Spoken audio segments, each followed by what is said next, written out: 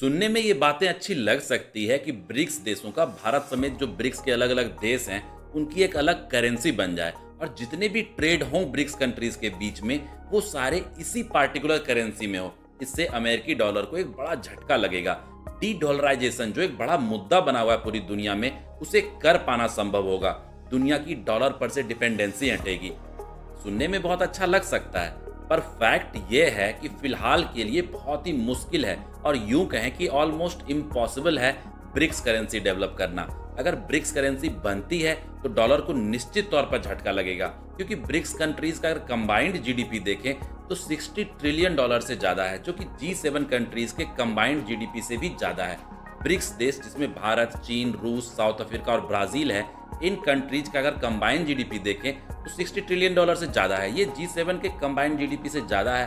और G7 देशों की अगर बात करें तो इसमें Canada, France, Germany, Italy, Japan, United kingdom और यूनाइटेड स्टेट्स ऑफ अमेरिका है। लेकिन फिर भी ब्रिक्स करेंसी डेवलप हो पाना मुश्किल है।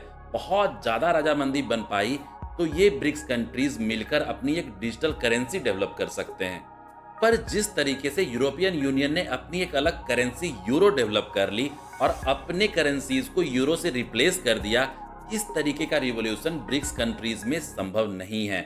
और ब्रिटेन ने फिर भी यूरो को एक्सेप्ट नहीं किया, क्योंकि पाउंड एक ताकतवर करेंसी थी और यूरोप का डेमोग्राफी भी ब्रिक्स कंट्रीज से बिल्कुल अलग है। यूरोप में कई सारे कंट्रीज भारत के छोटे स्टेट से भी छोटे हैं। उनके लिए फायदेमंद था यूरो एक्सेप्ट कर लेना। और यूरोपियन यूनियन के देश मिला जुला कर एक तरीके से सोचने वाले देश हैं। उन देशों ने यूरो पर रजामंदी बना ली। टोटल 20 कंट्रीज अपने नेशनल करेंसीज को सरेंडर कर यूरो को अपना लिया था, फिर भी डॉलर को इंटरनेशनल मार्केट से रिप्लेस नहीं कर पाए। जो डॉलर का स्थान था वो बना हुआ है। On the other hand Bharat, चीन, रूस जैसे बड़े बड़े देशों के लिए अपनी करेंसी को सरेंडर करना ही संभव नहीं है।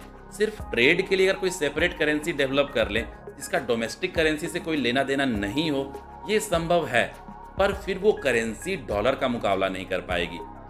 डॉलर को चुनौती देने के लिए सारे ब्रिक्स कंट्रीज को अपने अपने करेंसीज को सरेंडर कर नए बने हुए ब्रिक्स करेंसी को अपनाना होगा, जो कि प्रैक्टिकली इम्पॉसिबल है। सबसे पहले अपने पर लेकर देखते हैं। आज कुछ सालों में इंडियन रुपीस का एक लेवल बना है इंटरनेशनल मार्केट में।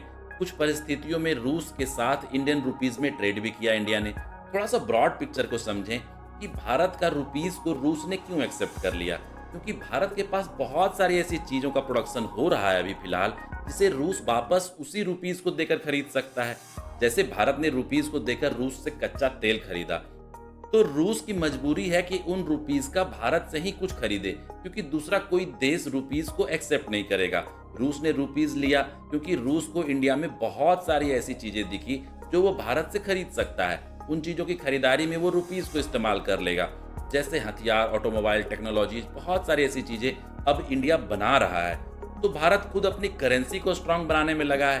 तो भारत के लिए भी अचानक से यू टर्न लेना संभव नहीं है कि रुपीस को भारत से गायब कर दे और किसी नए करेंसी को अपना ले।